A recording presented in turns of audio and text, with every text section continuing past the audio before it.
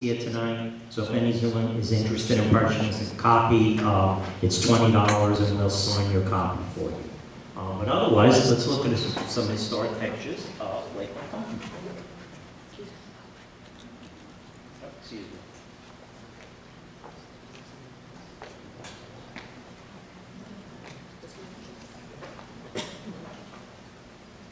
Okay, so we're going to start out with this beautiful postcard. Everybody can hear me good, right? Yeah. Good. This is an historic postcard that was sent from Lake Ronkonkoma. It was probably bought in the Agnew and Taylor store originally. And it's a beautiful postcard, and it's post-dated on the back, August 6, 1911. Wow. And it looks like it's brand new, but that's what, it's got some great old pictures in it of Ronkonkoma. Okay, so this is a picture. We had a guy named George Warner. He lived along the lake shore. He was an optician, and he had a camera. And between the 1880s and the 1920s, he took about 100 pictures with his glass plate negative camera. This is one of his pictures he took. This picture is pre-1910, and it's the inlet to the lake. And for those of you who might not be able to see where this area is, right here on this shoreline would be where later the Bavarian Inn would be built. The inlet still runs into the lake from the Great Swamp and dumps water into the lake constantly all the time. That's where the rivers all collect on the ground before that and feed into the swamp and feed the lake. So George Warner took this beautiful picture. This is a picture of Smith Road near Five Corners in Lake Ronkonkoma. And on this picture you'd be standing on Smith looking east at Five Corners. What you can see over here on the left is the original Methodist church that is actually still there. It's called Parish Hall, and they use it for daycare now. And they've since built a beautiful church next to it. And in the background, at the Five Corners intersection, you can see the original Lake Ronkonkoma School. And that's the spot where the Subway Cafe is nowadays. Let's get a better look at the school. The one-room schoolhouse was built in 1812, served the community for 100 years as the school. It was a one-room school. Every kid in Ronkonkoma from first grade to sixth grade went to that school. If you wanted to get a further education past sixth grade, you would then have to leave town and go to either Sayville or Patchogue to get educated further. It served for 100 years, and after 100 years, it was finally sold. But first, let's take a look inside the school. Here's one of the classes, and you can see all the kids of different ages. This was the one room that they had. A couple of these desks actually still exist, and they're in the Lake Ronkonkoma Historical Society Museum. So if any of you ever visit there, you can see some of the desks from the school. By 1912, the state school was becoming really outgrown because the town was growing and growing and growing. So they eventually sold this building to the Lake Grove Athletic Club, who turned it into a basketball court, and then later into two houses, one that still exists in town. But they eventually built a brand new school, and they raised money, and they built a modern four-room schoolhouse, and that's this school. And this was built at Church Street and Hawkins Avenue. And this was a wonderful school. It had 3 teachers when it opened up. Eventually they got 4. And this school served the community until, same thing, first grade to sixth grade, no high school still. No Sachem School District yet at this point either. And it served until January of 1946. And in January of 1946, the school was burned down by some of the students during the winter recess. So that left Ronkonkoma without a school. Well, anyway, let's take a look at one of the classes from that school. This is the 1913 class that went to that school. Now, this is like the informal picture of them. It's almost a little bit Little Rascals-like. And you can see this is how the kids dressed every day when they normally went to school. And this was just a picture taken outside. The next picture is the actual formal class picture taken in the school. And as you can see, they all look a little bit more dressed up in this picture. And that was one of the classrooms in the four-room school. So what wound up happening was when the four-room school burned down, there was no school for the Ronkonkoma kids. So all the kids had to go up to Lake Road, to the Lake Road School, which was up near the Smith Haven Mall, for a couple of years while they built a new school. And eventually a new school was built. And it was called, well, it was first called the Ronkonkoma Grammar School. It's now known as Gateway Elementary School. It was the first school on Long Island built after World War II. And it had some modern innovations that other schools didn't have, like water fountains in the classroom and things like that, lockers for the kids. So gate lot still exists to this day. Excuse me. Still exists to this day. Unfortunately, it is scheduled to be closed. Now, down in this area, in 1864, there was a private school down here, but in 1864 they developed a regular public school down here in this Lakeland area. And it was on the grounds where the Slocum School is today. So this is a picture of that original schoolhouse, which there's only a couple of pictures that exist of it. And we'll look at the next picture, and that's the same schoolhouse. And if you look at this picture, it's taken in 1927, in the background, the Slocum School is being built. And after they built the Slocum School, they unfortunately ripped this beautiful old little schoolhouse down. Now, one of the things that happened with Ronkonkoma was there was a lot of wealthy people that wound up moving out here because of the lake. So I'm going to talk a little bit about one of the most illustrious ones, and that was Martin Metzner and his family. Martin Metzner was a gentleman. He lived in Long Island City, Queens. He was a rag picker. And what he would do is pick rags and clean them and sell them to businesses. And he invented a burlap bag that was really good for sugar and potatoes and things like that. And he made a fortune. He made a couple of $1 million in the mid-1800s. So he became a very wealthy man. So he eventually took a train out and he got off at the Lakeland station and he wandered up and found the lake and he fell in love with it. So he moved his whole family out. He wound up buying 650 acres of land on Long Island. He bought all the land that later became Camp Upton and donated that to the government, actually. And he lived the rest of his life out here. He was one of the first commuters. He would go to his business in Long Island City every day on the train and come out to Lake Ronkonkoma. And this was his summer home, and it was called Lake Towers. It was built along the north shore of the lake, pretty close to where the 7-Eleven along the lake is right now. And I'll show you another picture of that house. Here is the house. This is the summer home of this gentleman. The kid sitting on the lawn there, that's his son, who unfortunately died in a racing accident in Florida. But the Metzners would live there all summer. Let's see another picture of that. Here's the Metzner estate. They had a private island that they built behind it, and a little lake behind it. The lake is still there today. That's on Schoolhouse Road. And they built this little bridge going across to the lake, and they would have lavish parties on this island. I have another picture. There's the bridge. This island has now sunk back into the pond because it was handmade. And so today, if you ride by on Schoolhouse Road, it's the pond, and it doesn't have this bridge or any of this anymore. The Metzners would live there in the summertime, and then in the winter, they would move to their winter home. And their winter home was up Hawkins Avenue in Lake Grove. And no one can ever figure out why they had to move out of this palatial place to the winter home, but they did it every year.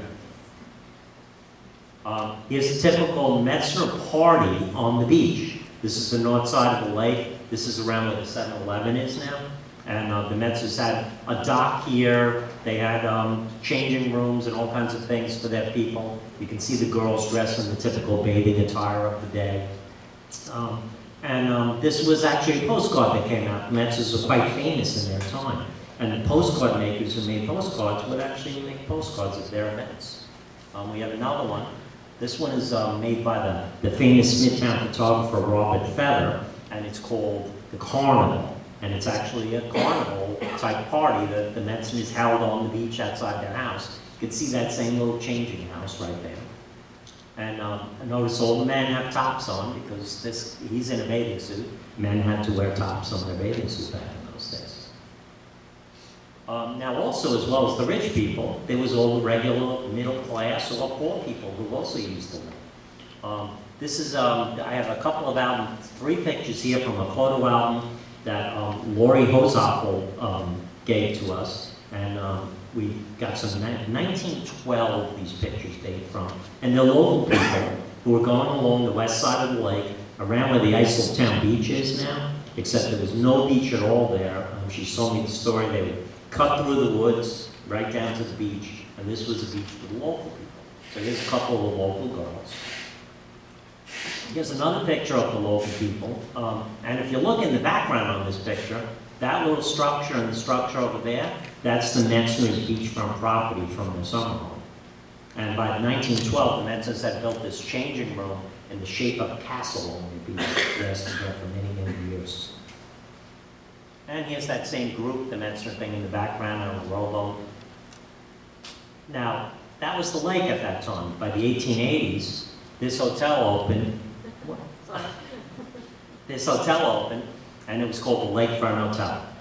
Big fancy hotel. It was for people from New York City who would come out on the train and they would stay there. You had to be pretty rich to stay here. The Lakefront Hotel was a massive complex. It was on over 5 acres of land. It had ball fields. It had various buildings. We're going to look at a couple of the buildings. This one is called the Gables. It was the main building of the hotel. Big wooden structure. One of the problems the Lakefront Hotel had, it was always changing because it was always having fires. There was no fire department in town yet. Big fires would go off in the wood building and it would burn down. Eventually, someone died in one of the fires and that caused the creation of the fire department. But every picture you'll see, it looks like a different place. You can see the gables carved into the bank over here. This was the main building. There was also 4 other buildings on the ground. Here's a picture of the whole complex, the way it looked in 1893. That's another George Warner photograph, by the way, that he took. Now, here's a picture looking north on Pond Road at the whole complex. So there's the gables, well, only a piece of the complex, actually. There's the gables in the background, and this building over here was the casino of the Lakefront Hotel. It had a casino, a 2-floor casino. We'll get a better look at it.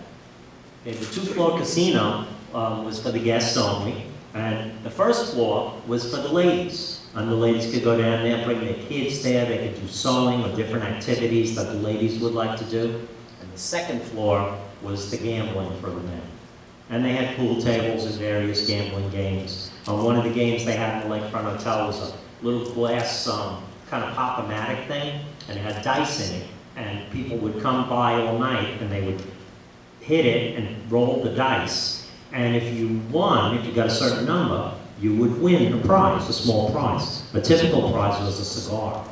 And the saying that came out of that, it was in many casinos, is close but no cigar. And the Lakefront Casino had one of those. Now this building is the only surviving building from the Lakefront Hotel. The rest of the complex is all gone. The Lakeshore Adult Home is there where it used to be. But I'm going to show you a picture of what the casino looks like right now. That's the casino as of about 2 months ago. And it has been turned 90 degrees. It used to face the lake, now it faces sideways to the lake. But it's still right there on Pond Road. And you can ride by it without ever even noticing that it's there. But it's an 1878 building and it's in beautiful shape. Is that near the VFW? No, up by where the Lakeshore Adult Home is. You know, all the way up north near Portion Road. This is the Echo. It was one of the cottages for the Lakefront Hotel. It was 8 rooms. So you can imagine people that would rent a cottage that was this size, and people would rent this for the whole summer. This is after one of the fires, and this was an addition they put on the Lakefront Hotel, that piece. This is the original piece right here. The casino would be down here. So anyway, the Lakefront Hotel really came into existence because of the Long Island Railroad. And as a lot of you might know, the Long Island Railroad originally came through this area in 1844.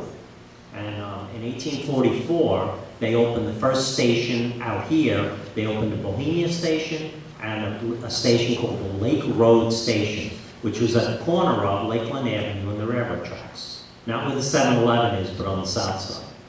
And where Easton Street actually runs, I believe, right now. The Lake Road Station had a little hotel in it. It eventually burned down.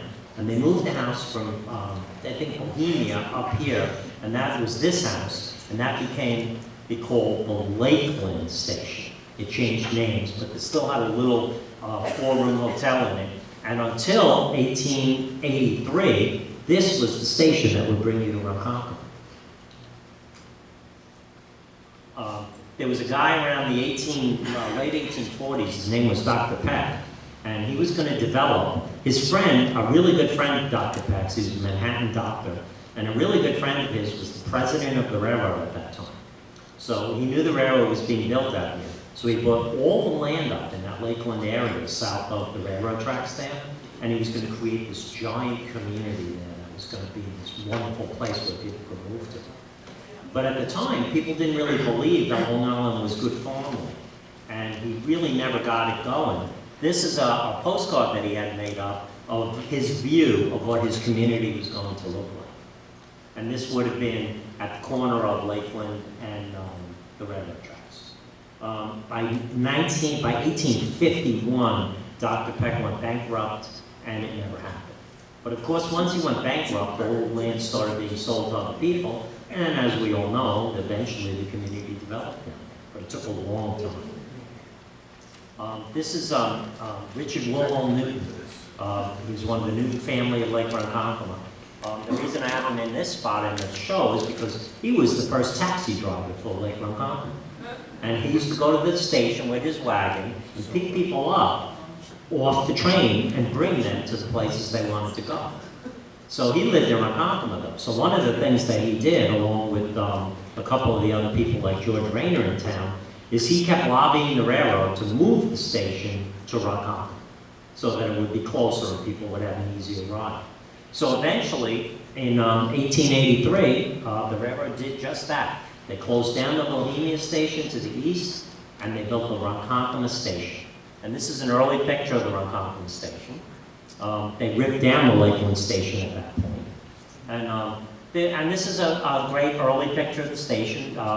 This picture is actually from 1901. That's when this picture, it was built in 1883. Let's look at another picture of it. Here's a picture of the train yard in the Ronkonkoma station. This is one of the early trains with the train crew. This gentleman here, Mr. Ahmad, is one of the big railroad officials of the time. A lot of the railroad people lived in Ronkonkoma, and they all lived right down in that area, like Ronkonkoma right there. The next picture is a picture of the Ronkonkoma station not too long after it got built. And this is local resident George C. Rayner sitting at the front of the station. George C. Rayner goes on to become one of the most prominent citizens ever in Ronkonkoma's history. He's a whole program in himself, so I can't really talk totally about everything he's done. But he was a great guy, and he did a lot of things. Started Rayners Beach, opened the first bank in Lake Ronkonkoma. You can see in the back the water tower of the station, and the water tower is what made Ronkonkoma a freight destination. Greenport, Hicksville, and Ronkonkoma all had water towers in the steam engine days, and that made them major freight depots. So Ronkonkoma had a freight depot, a freight house, and an express house, so you could have things shipped in and out of Ronkonkoma really easily. Can't really talk about the railroad without the station itself, but I'm talking about Maud Adams. Maud Adams is a famous Broadway actress. She's the original Peter Pan, played Peter Pan on Broadway. Jay and Barry, who wrote the play, actually wrote the play for Maud with her in mind. She played Peter Pan over 1,500 times. This is her in a Peter Pan outfit. Well, she found a farm in Ronkonkoma, lived in New York City at that time, and moved out here. For 20 years, she lived in Ronkonkoma at a farm that is now the Central Retreat House. Now, one of the things Maud did is she came into town, saw this railroad station. You saw it just the way it was with George Rayner sitting in front of it on a dirt lot with no bushes or anything. She donated all the landscaping for the station in 1900. So she planted these elm trees, these hedges, these driveways. She said, if people come to the town as beautiful as Ronkonkoma, they should not have to go to an ugly train station. So she donated all this stuff. Now, most of these trees and everything stayed there, the elm trees especially, stayed there until the 1960s. Here's a picture of Maud's home. She bought a home where the Senecal Retreat House is now. This home is still there. It's the oldest home in Ronkonkoma. It was the Mooney Smith home originally. It dates all the way back to the late 1600s. And Maud took that home and renovated it and used it as her home while she lived there. Eventually what Maud did is, in a really kind act of charity, she donated her entire 400-acre farm and all the buildings to the Sisters of the Senecal and helped them build the retreat house that still operates there to this day. And then occasionally they do tours of Maud's house. It's a beautiful, beautiful house. Here's a picture of the Senecal from the air, the beautiful Senecal Lake. Maud's house is over here. That's the old Senecal retreat house, recently ripped down and rebuilt. The Senecal built a modern green building there. But what they did do is they repurposed as many things as they could from the old building. So the whole slate roof on this building and the stained glass windows and many of the interior doors made it to the new building that they currently operate in. Here's a picture of the Ronkonkoma station a few years after it was built. Here's Maud's trees getting a little bit bigger at that point.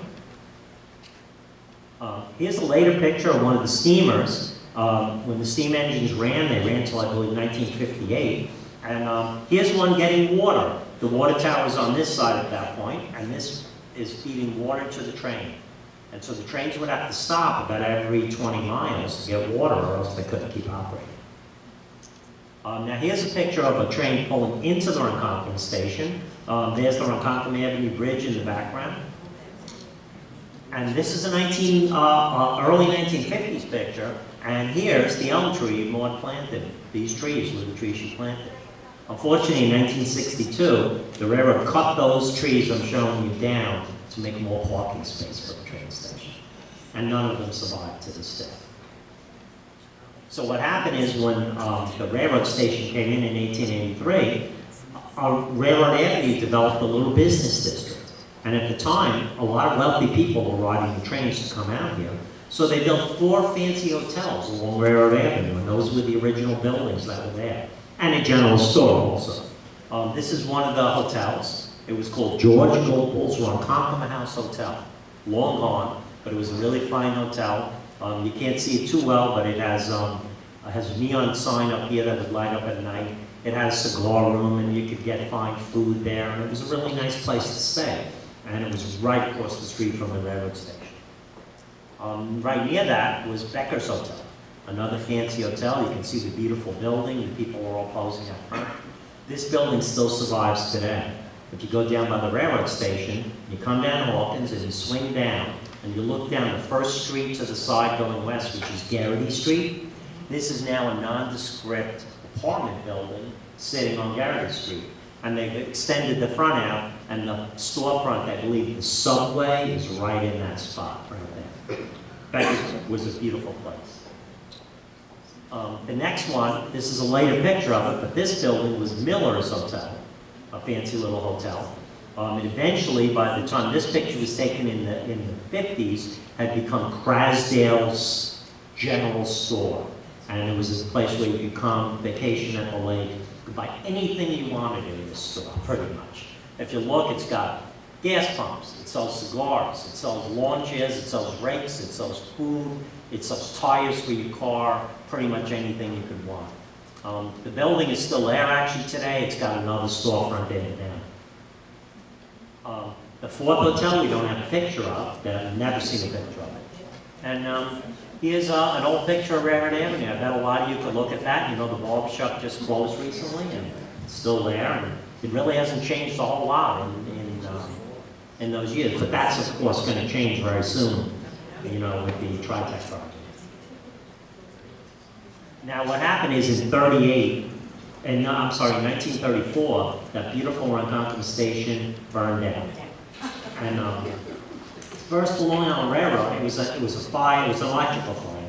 And the Long Island Railroad at first took a little like barn that was on the property, and they moved it into the place of the station. And that was going to be the train station, this disheveled little shack.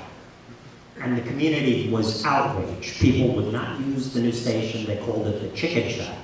And people would sit in their car in the winter and refuse to buy their ticket in the station, and they were all writing letters to the railroad. So after a couple of years, the railroad relented.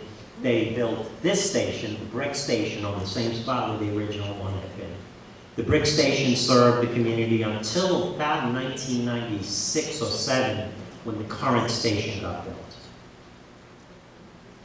Here's a picture of the old railroad station, just so you can all get an idea where it actually was in the parking lot. The old station after it wasn't used, and you can see the current station in the background. This is taken from the Ronkonkoma Avenue Bridge. and that was the merge. One of the prominent families in the area that really did well with the railroad and the tourist industry was the Fitzgreen-Halleck family. The Fitzgreen-Hallecks moved in, they built this house, this beautiful house on Pond Road in 1888. The house is still there today. It's a museum for the Lake Ronkonkoma Historical Society now. And the wonderful thing about this house is, they donated it to the Historical Society with all the original furniture still in place in every room. So if you go visit this, they do a tour once or twice a year. It's on Pond Road, right across from the beach in Lake Ronkonkoma. And it's just the house as the way it was when Hallecks lived in it. The Hallecks would rent out to summer boarders in the summer. They had a bunch of kids. All the girls in the Halleck family eventually went on and became teachers and had really good lives. But what they would do is the kids all lived up here on the second floor, and in the summertime the kids would have to move to the third floor, which was stiflingly hot, and they would rent out to summer boarders, and they'd make a really good living. And Fitzgreen-Halleck, the father, saved all that money he made from the boarders and used it to send all of his girls to teaching school in Jamaica.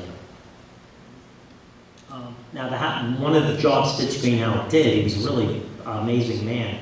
He had an insurance agency he ran out of his house. He had road crews that built roads in the area. He built a part of the motor parkway. Him and his son, William Merritt Halleck, were toll keepers at times for the motor parkway operation early on. They were always in touch with William Vanderbilt, who built the motor parkway. And another one of the jobs they did was ice harvesting. So this is a picture of the ice house that used to exist down on the lake, right near the Petit Trianon, which was the fancy restaurant from William Vanderbilt. And the spot you guys would know this as is the spot where the Islip Town Beach is. So this ice house, you can see the ramp to bring the ice up. They chop ice. Here's the ice sleds. And Fitzgreen-Halleck was one of the guys who did this. He was big in this business. He had an underground place where you line an underground place with straw, stick all the ice in it, the big giant blocks of ice, and that ice would last all summer, and he would sell people ice in the summertime. I got another picture of the Hallecks doing the ice gathering. In this picture, that's Fitzgreen-Halleck, and that's his son, William Merritt Halleck. William Merritt Halleck unfortunately died in World War I. He was blown up in a foxhole in France. The American Legion in Ronkonkoma is named after the William Merritt Halleck Post. Eventually, by 1905, there was a fire in the Lakefront Hotel. Somebody died in the fire. Instead of jumping out the window like all the other guests, they hid under their bed and they died. So the local people all got together. George Rainer was one of them. All the prominent people in town formed a fire department. It was called the Lake Ronkonkoma Road Improvement and Fire Association. And they created a hook and ladder company. Hook and ladder company number 1 still exists to this day. This is their first chief, John Cleary. He's holding the fire horn. Back in those days with no radios, at a fire, the only way to communicate with his men would be to blow the horn, and they would look at him and he would give them signal. So this is a promotional picture of the first fire chief, John Cleary. 1904, that fire department started.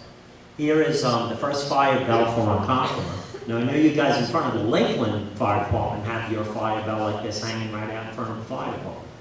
This one was hung across the street from Avenue and Taylor, with a big hammer next to it. So somebody could come and bang on the hammer, and then the fireman would know to go to the fire. After 1910, they would call Eileen and Taylor on the phone that was put in, and they would find out where the fire was. This bell still exists also. It's built into the sign on the front lawn of the Ronkonkoma Fire Department. This is the original fire department. Well, actually, it was built on Hawkins Avenue. In the middle of Hawkins Avenue. This building from 1906 still exists. It was used for fundraising, fire department. And this building is now the Colonial Flower Shop on Hawkins Avenue. And if you ever go in the Colonial Flower Shop, they honor the fact that this is the fire department and have all kinds of pictures and stuff up. And so this is the original fire department. Now, this is the 1917 fire. Did you go to? This is the 1917 fair that the fire department would run to raise money. It was always a volunteer fire department. So in this picture is all the ladies at the fair. And you can see the kids and the ladies, they all have the fireman hats on. This is the same day, this is the men. Some of the men are in the band uniforms of the band of the fire department, and others are in, that was a very patriotic event. It was always held 4th of July weekend, and it raised money to keep the fire department going all year. Here's the first fire wagon for Ronkonkoma on that same day in the parade. This is Mr. Gustavus DeVere. He's a prominent man in the community at that time. This is Mr. Walter Wilkinson, who ran York's Beach eventually, and his son Fred Wilkinson, who is still alive and lives on Victory Drive today. I believe he's 98 years old. Eventually, in 1923, the fire department moved up to Portion Road, where it is nowadays. But this is the original firehouse that they built up there. The building next to it was a place called Margaret's Restaurant, a real popular restaurant in town. Now, I'm going to talk about just a couple of businesses. None of you will recognize this place, but this is a 1900 picture of what later becomes Agnew and Taylor. And this is the same building. And it was the Halleck store at that time, built as a one-story building. And eventually the Hallecks raised it up into a two-story building, looking like this. And eventually in 1907 sold it to a man named Coleman, and he ran it as the Coleman store until 1913. In 1913, I'll show you another picture of it, it was sold to a man named James Agnew. James Agnew was a taxi driver from Brooklyn. He came out here, he saw the store, brought fare out here, and he bought it and moved his family out here, and it's still Agnew and Taylor to this day. Although, of course, the family has since sold it. But they only didn't sell it until the end of the 1970s. And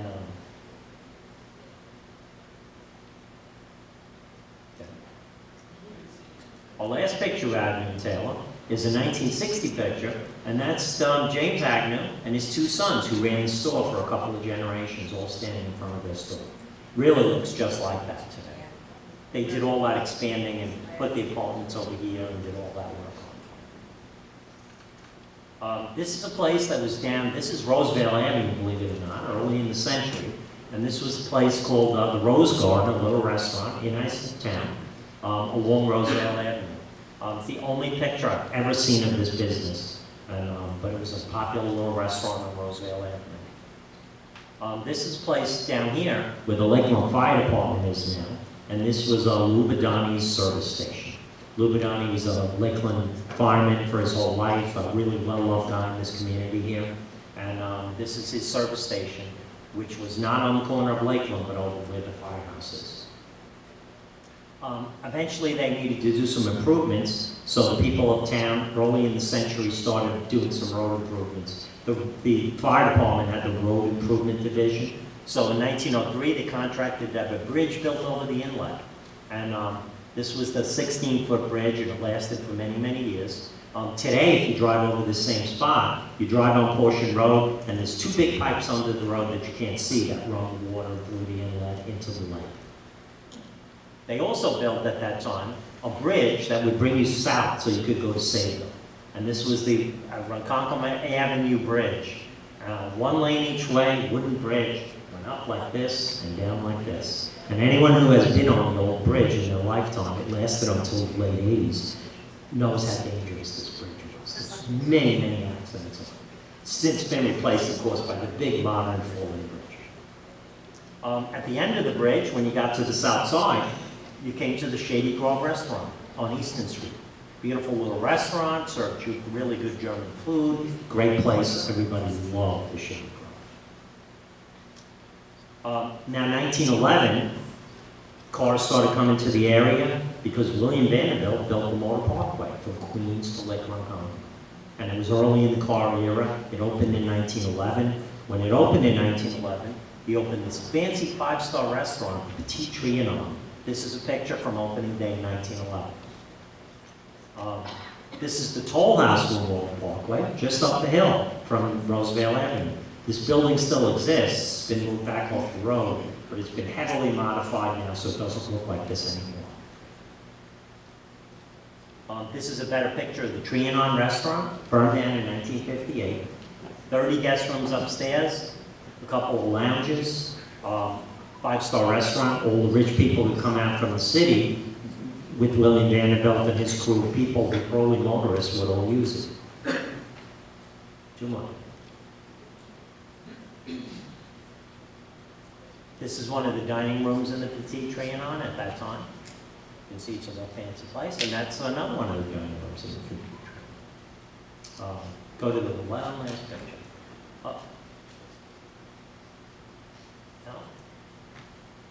Back down.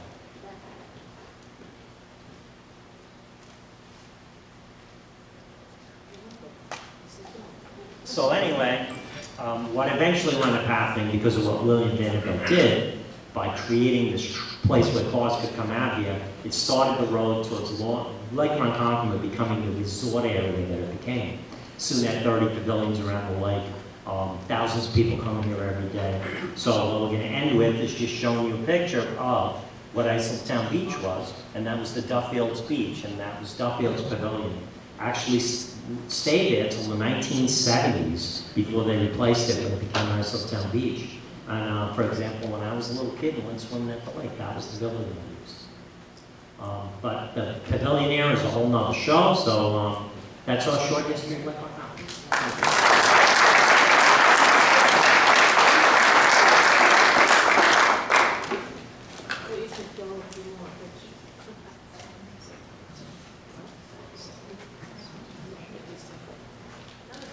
Dale, thank you so much. That was awesome. I really get a great kick out of the history of the area. And as everybody knows, Duffield School is named after Helen B. Duffield, who is the same family that Duffield Beach. Yeah. And Helen Duffield School was actually the first street school before it was Helen Duffield School. She was another amazing person. We're going to have to do part 2 another night.